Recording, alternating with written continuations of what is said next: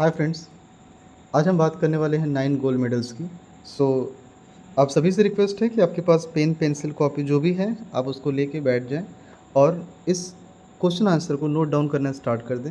Page number 159 से start करेंगे।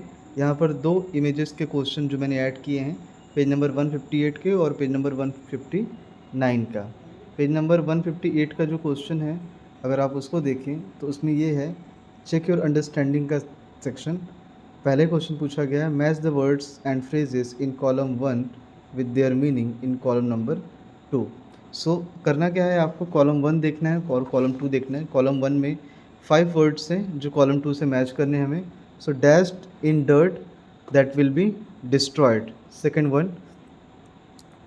Second है stumbled, that will be fourth. Step awkwardly, lose balance at almost fall, third है staggered, answer will be walk और move with difficulty.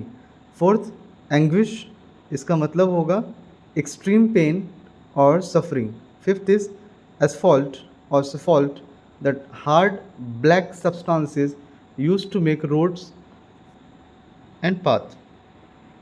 Second पूछा गया है, identify the gist of each stranger, right the number of the stranger in the boxes given. So total आपके पास 8 questions हैं। Page number 159 पे 6 question है और page number 60 पे 2 क्वेश्चन हैं। सो ये किस किस स्टेंजा में आ रहे हैं? Spectators cheers participation in different events and waited enthusiastically for the final event to start, that will be stranger number 2. All runners dashed ahead as well as soon as they heard the gunshot. Suddenly, one of the athletes tripped and fell on the ground. That will be stranger number 4. Third, the race finished with 9 athletes holding hand and winning well-deserved gold medals. Their smiles and spectators standing up to applaud it conveyed everything. Stanza number 8। Fourth line किस stanza में आ रही है? Participants got ready at the starting line and 9 determined athletes waited for the sound of the gun, stanza number 3 में। Fifth question आया है, athletes from the various parts of the country had gone through months of training, had big dreams of winning medal, stranger number 1 में आया हुआ था। Six question, the 8 athletes stopped to help the young man fallen athletes stand up forgetting that they were competing, stranger number 6 में।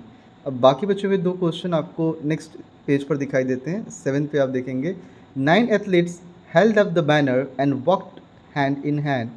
This gesture represents ethos of Special Olympics. That you get stranger number 7. Next है 8th one.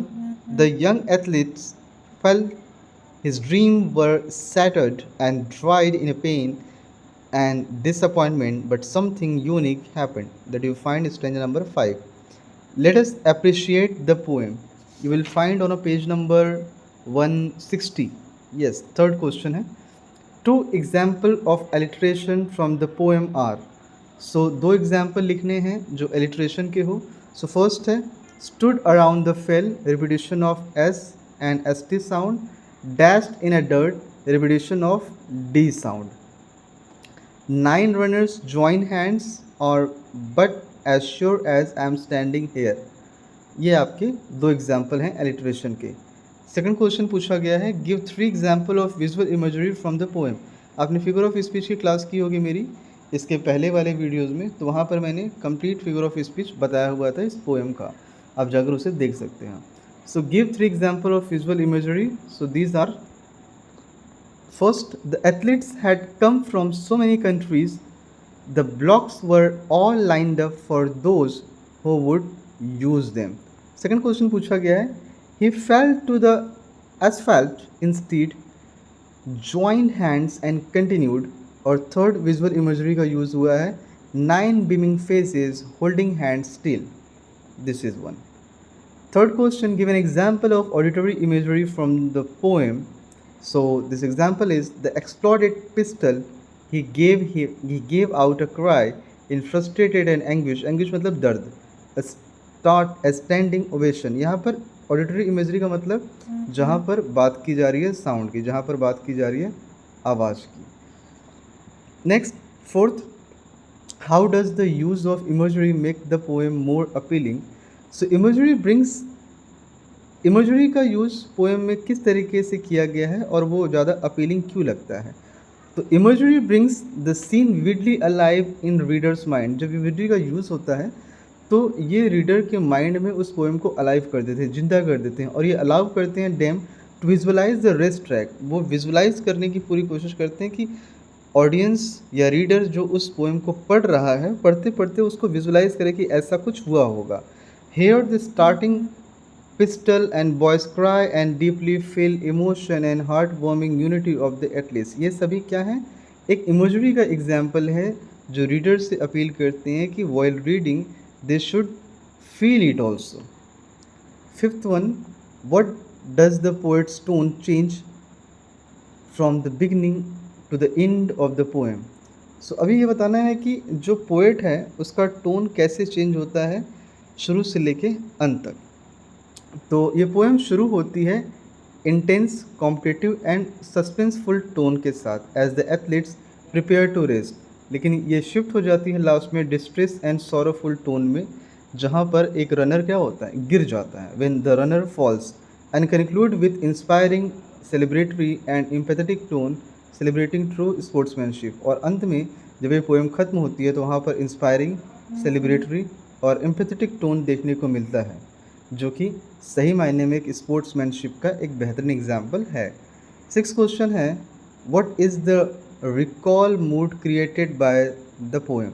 यहाँ पर एक overall mood क्या है इस poem का, उसके बारे में बात करनी है। So overall mood is uplifting, compassionate, deeply moving and inspiring. ये सारे एक हाईलाइटेड मूड इस पोएम के हैं, जहाँ पर empathy over winning at all cost को दिखाया गया है बड़ी खूबसूरत तरीके से। सेवेंथ क्वेश्चन पूछा गया है, what is the message being conveyed by the poem?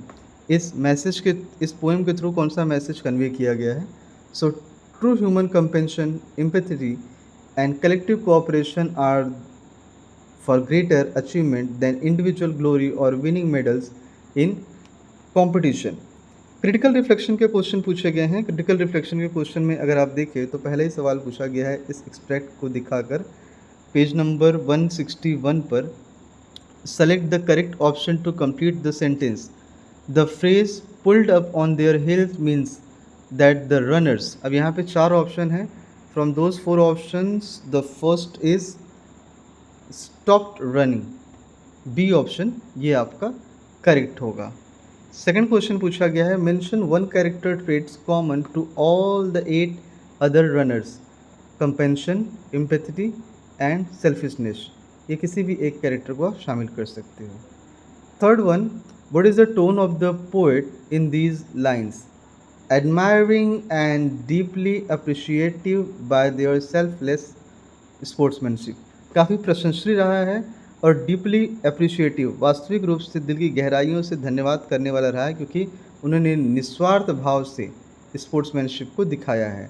Fourth question, how might the young athlete have felt on being helped by the others? इस यंग एथलीट्स का प्रभाव बाकी सारे और लोगों पर कैसे पड़ा? So he would have felt comforted, relieved, grateful and emotionally touched after experiencing intense disappointment and pain।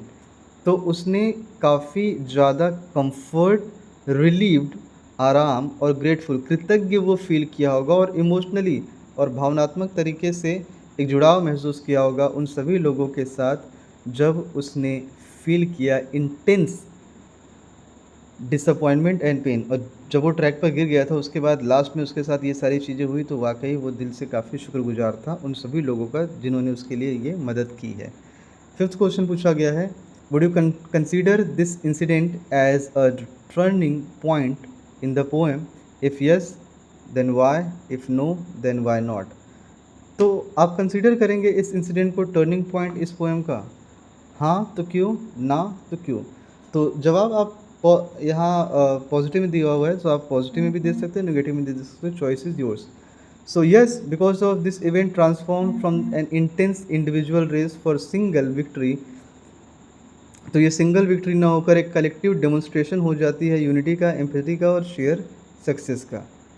Extract second का फर्स्ट क्वेश्चन पूछा गया है, how did the 9 contestants feel when they reach the finishing line together. तो जब वो एक साथ 9 लोग फिनिशिंग लाइन पर पहुंचते हैं तो वो क्या फील कर रहे हैं? They feel extremely happy, proud and unified and fulfilled as shown by their beaming faces. Second question पूछा गया है, why do you think all the 9 contestants were given gold medal. So आपको क्यों लगता है कि वो जो 9 कंटेस्टेंट्स थे उनको सभी को गोल्ड मेडल दिया गया है? सो इसका जवाब कुछ इस तरीके से आप देंगे एग्ज़ाम में, because each athletes demonstrated the ultimate spirits of special Olympic. क्योंकि वो सभी खिलाड़ी जो वहाँ पर पार्टिसिपेट किए थे उन सभी लोगों ने एक अद्भुत नज़ारा पेश किया ultimate spirit of special Olympic का, जिसमें काइंडनेस, म्यूचुअल सपोर्ट और ट्रू ह्यूमैनिटी की बात की जा रही है, जो कि बाकी सारे लोग, जो कि इन सभी चीज़ों को मिला के बाकी सारे लोगों को चैम्पियन बनाती है। थर्ड क्वेश्चन पूछा गया है, कंप्लीट द सेंटेंस अप्रोप्रिएटली। तो हमें यहाँ पर क्या करना है? The holding hands signifies feeling of unity, solidarity and brotherhood. Fourth question है यहाँ पर, the spectator giving a standing ovation indicates that they were amazed. Next है fifth question, explain the last line of the extract, said more than this words ever will. तो इसका मतलब क्या हो रहा है? इसका मतलब हो रहा है sheer joy, emotional impact and pure spirits of compassion displayed by the athletes were so powerful and profound that ordinary words could not fully capture or describe them। Page number 165 का ये इमेज 5 होगा आपका इस question series में। सो वहाँ पर आपसे पूछा गया है, describe how the setting establish first two stanza of the poem creates a vivid atmosphere for the events that follow. और आपको याद होगा, अगर आपने मेरी वीडियो को अच्छे से देखा है, पुरानी वाली वीडियो को जो मैंने इसके एक्सप्लेनेशन की बात की थी, तो पेज नंबर 158 पे मैंने event, the fall, the action, the result, the outcome, ये 5 चीज़ें बताई थी। तो यहाँ पर पहला इवेंट से क्वेश्चन लिया गया है। So the event introduce participants that across the road who have trained for months surrounded by cheering crowd and buzzing stadium. This built strong excitement, high stake and serious competitive tension before the race began. Second question पूछा गया है, how do you think the youngest athletes might have felt when he fell? So वो जब गिर जाता है तो उस यंग एथलीट्स को क्या फील हुआ होगा? So he felt devastated, heartbroken and deeply pained because उसकी कई महीनों की मेहनत और हार्ड वर्क और उसका गोल्ड मेडल सीखने का, सिल्वर या फिर ब्रॉन्ज जीतने का एटलीस्ट जो सपना था वो कहीं ना कहीं उस रेस ट्रैक पे बिखर चुका था। Third question, why were the athletes eager to begin the race. Athletes क्यों ईगर थे रेस को फिर से शुरू करने के लिए? Because they have trained rigorously for month, कई महीनों की लगातार कठिन परिश्रम के बाद। Each was eager to showcases their skill, तो उनमें से सभी में से हर एक लोग ईगर थे to showcase their skill, compete and strive for gold, silver and bronze medal। Fourth question पूछा गया है, what does the transformation of the 100-yard dash to a walk symbolise. तो यहाँ ये सिम्बलाइज करता है, it symbolises the triumph of human compassion and solidarity over aggressive competition and individual ambition. Fifth question पूछा गया है, how might the poet be different if the focus was solely on individual achievement rather than collective support. आपको क्यों लगता है कि ये poem थोड़ी सी डिफ़िकल्ट होती है? क्योंकि यहाँ पर एक जो पार्टी है, उस पार्टी में जो लोग हैं वो फेवर कर रहे हैं कि जो उस व्यक्ति ने किया वो सही है या दूसरा व्यक्ति जो कि उनकी जान लेने के लिए गया, दोनों में से कौन सही है? सो आंसर है, it would have be a romantic story, it would have been a routine story about one winner and several disappointed losers, lacking the profound moral message of empathy, kindness and universal brotherhood। इसकी बात आपको अपने answer writing में mention करनी है।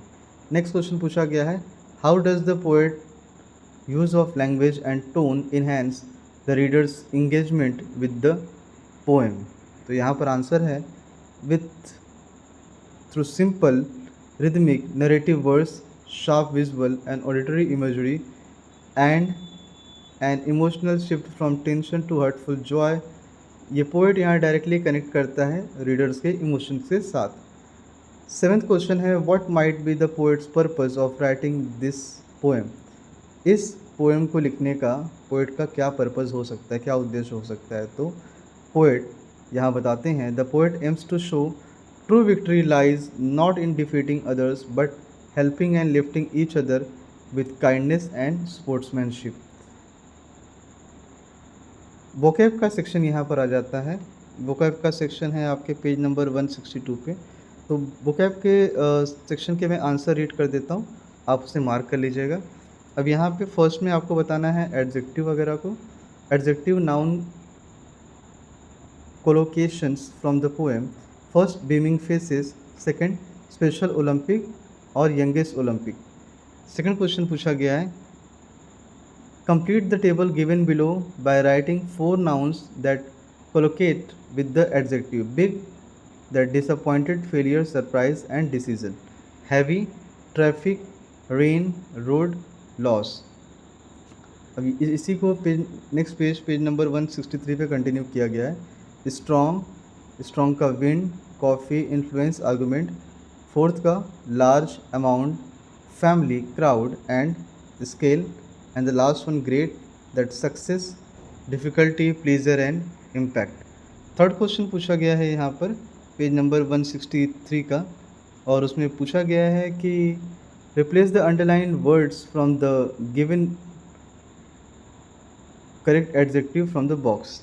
सो box में क्या है, those positive, significant, youngest, noisy and loud. तो किस टाइप के लोग आपको चाहिए मनोरंजन के लिए। So the first one is youngest, second one positive, third one loud, fourth one significant and the last one is noisy. ये सारी चीज़ें यहाँ पर मेंशन है। And then after listen and that is listen and respond. True and false में first is true, second false, third is true. Choose the correct option. So here you have to do the correct option part. अब correct option आप लिखो कैसे, that first is challenger themselves, second coach of special athletes, third turning point, fourth track events and 5 a positive outlook। अब इसी की तरीके से same यहाँ पे कुछ डायलॉग मैंने ऐड कर दिए हैं। सेक्शन ए क्या कह रहा है, सेक्शन बी क्या कह रहा है, सेक्शन ए क्या कह रहा है, उस कॉन्वर्सेशन को लेके। इसके अलावा again section B, A B ये साइमल्टेनियसली है। राइटिंग टास्क में यहाँ पर 2 क्रिएटिव स्लोगन दिए गए हैं on special Olympics. Empathy in action, victory for all, और second beyond medals, running together, winning together, और third ability over disability, celebrating every champion's spirit। So this is all about the question answer of 9 gold medals। I hope ये video आपको अच्छा लगा होगा। फिर भी अगर आपकी कोई जानकारी है या अपने दोस्तों के बीच में, अपने पार्टी मेंबर के बीच में इसे शेयर करना चाहते हैं तो प्लीज़ डू दैट। इससे हमें थोड़ी मोटिवेशन हो सकती है, जिसमें आप लाइक, सब्सक्राइब, शेयर और कमेंट करेंगे। मिलते हैं नेक्स्ट वीडियो में, तब तक के लिए बाय। जय हिंद एवरीवन।